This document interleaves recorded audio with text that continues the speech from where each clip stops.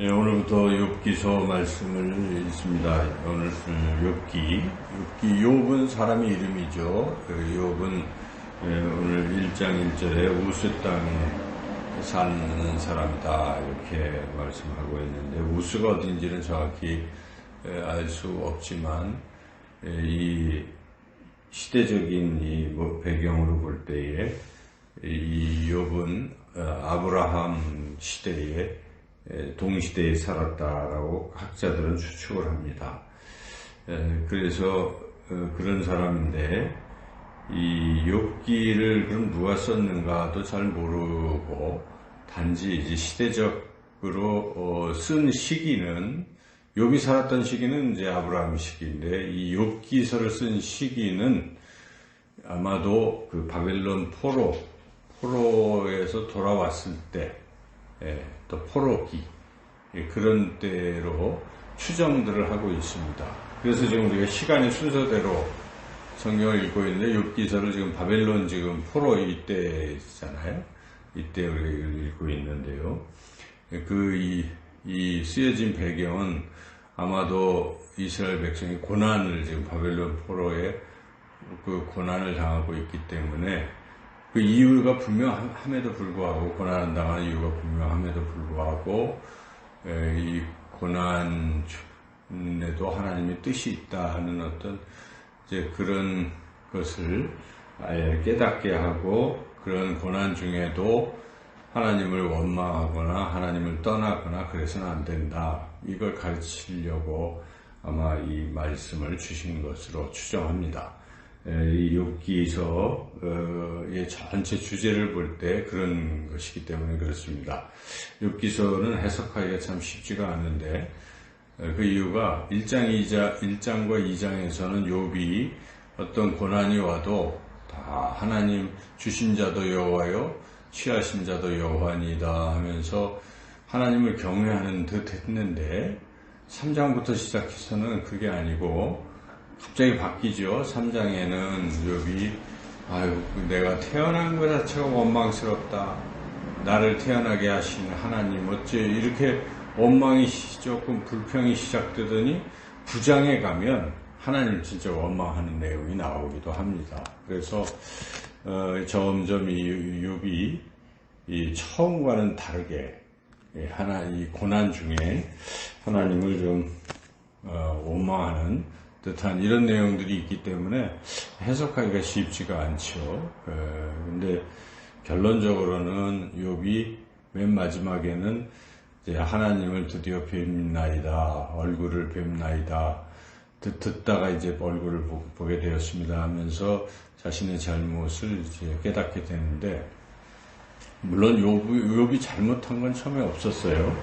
왜냐하면 하나님께서 1장에서 말씀하시기, 욥같이 그렇게 의로운 사람하고 정직한 사람은 없다, 하나님을 경외하는 사람은, 악에서 떠난 사람은 세상에 없다, 8절에도 분명히 하나님께서 이렇게 말씀하셨기 때문에 욥은 의인인데 의인이 고난을 받는다, 이런 얘기죠. 그래서 왜 그럴까, 거기에 대해서 욥의 세 친구들은 끊임없이 네가 죄를 졌으니까 벌 받는 거야 하면서 권선징악의 논리로 계속 욥을 이제 질책하고 회개해야, 이런 식의 얘기를 자꾸 하고 있는 것인데, 욥은 사실 잘못해서 벌 받는 건 아니죠, 지금 상황이.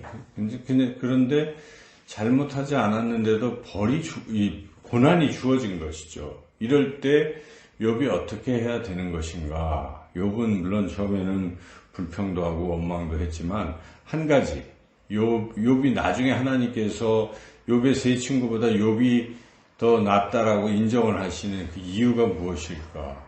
욥의 세 친구는 어찌 보면 틀린 소리 안 하는 것 같습니다.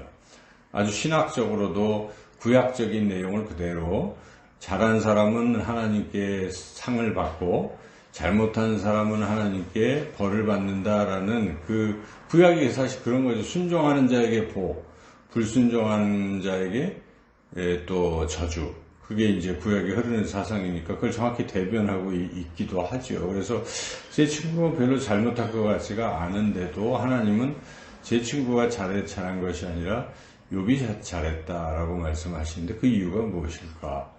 참 이게 해석하기가 어려운 거예요. 근데 그 욥의 세 친구는 똑같이 그냥 알고 있는 거를 계속 테이프 돌리듯이 그렇게만 얘기하고 있는 것이고, 욥은 좀 살아있는 신앙이죠. 그래서 끊임없이 현실 앞에서 내가 정말 힘들면 힘들다 이야기도 하고, 그러면서도 한 가지 욥의 장점은 하나님을 실존적으로 이렇게 만나고 있다는 사실이죠.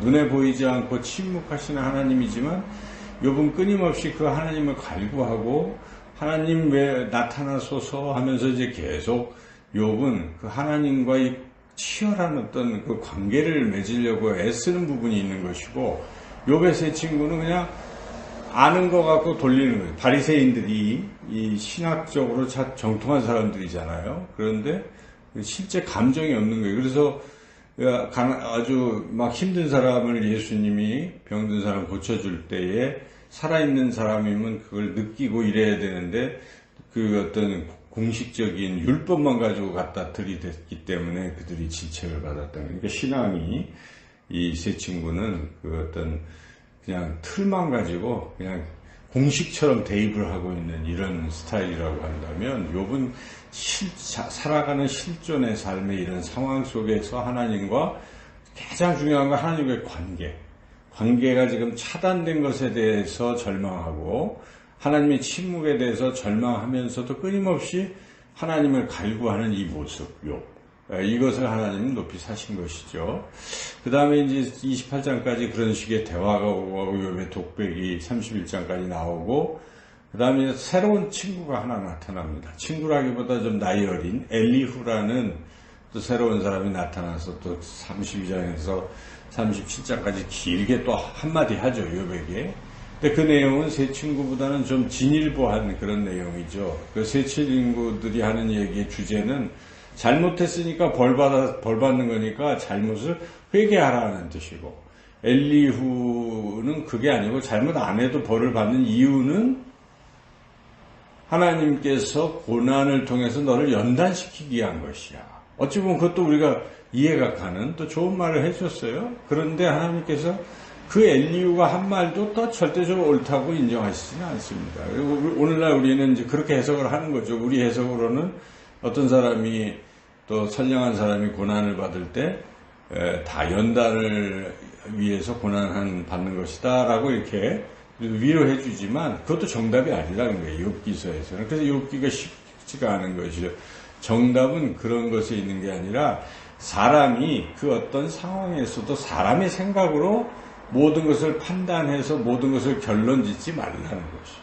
그러니까 그거는 하나님의 생각과, 만약에 그걸 다 알면, 그거 안다는 것은 하나님과 같은 수준이 되는 것이기 때문에 그게 아니고, 그 부분에 있어서 이제 그래서 하나님 나타나시는 거예요. 엘리후 이야기 뒤에 38장에서 41장까지는 하나님 만물을 지으시고 네가 지었냐? 이런 식의 그런 말, 막 그 하나님이 폭풍 속에 임하셔서 욥에게 그 말씀하신 그 이유는 주권 사상인 것이죠. 하나님이 하시는 일에 대해서 사람이 때로는 거기에 대해서 우리가 상상할 수가 없는 부분도 있잖아요. 그럴 때도 우리가 정말 이해가 안 가도 하나님은 하나님이시니까 하나님을 절대적으로 신뢰해야지 하는 게 핵심이에요.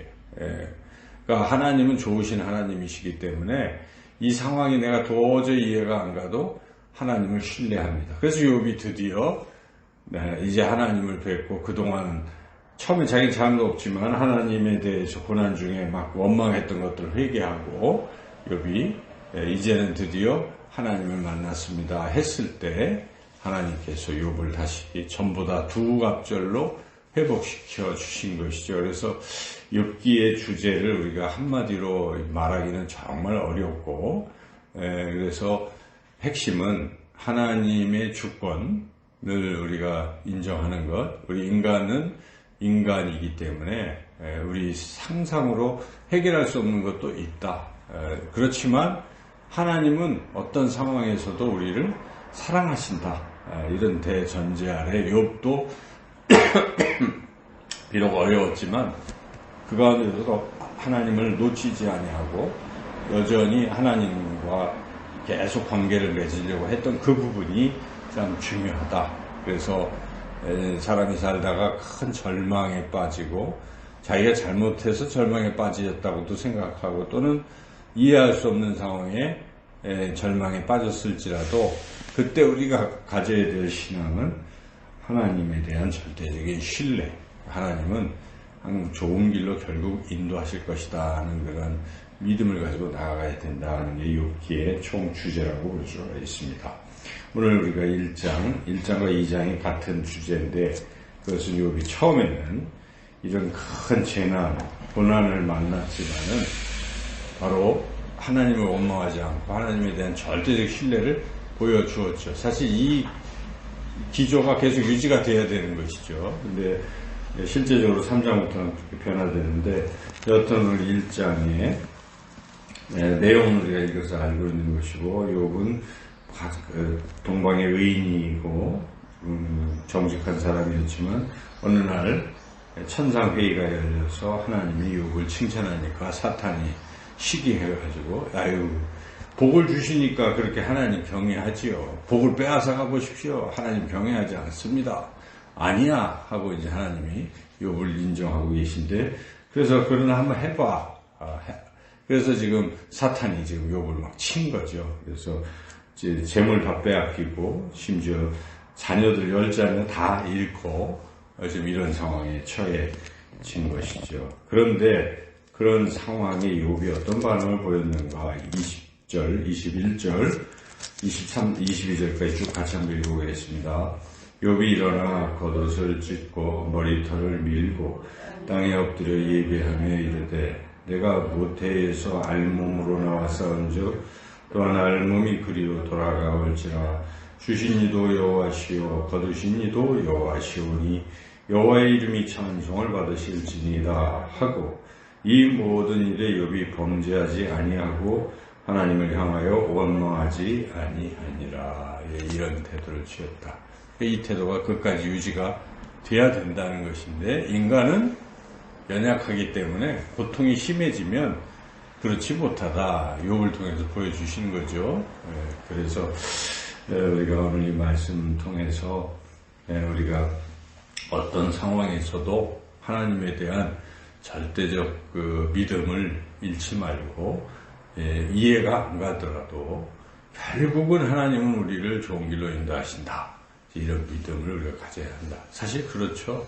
이 세상은 짧고 나그네와 같은 삶이라 세상에서는 이해가 안 가고 세상을 떠나는 수도 있어요. 그렇지만 우리가 저 천국의 하나님 나라에 하나님 품에서 영원히 영생하는 것은 사실 아니겠어요? 하나님은 결국은 우리를 가장 좋은 길로 인도하시는 분이시기에 인생의 우여곡절 또 그런 어려움 속에서도 하나님에 대한 절대적인 신뢰를 가지고 살아가시는 저와 여러분이 되시기를 주님의 이름으로 축원합니다.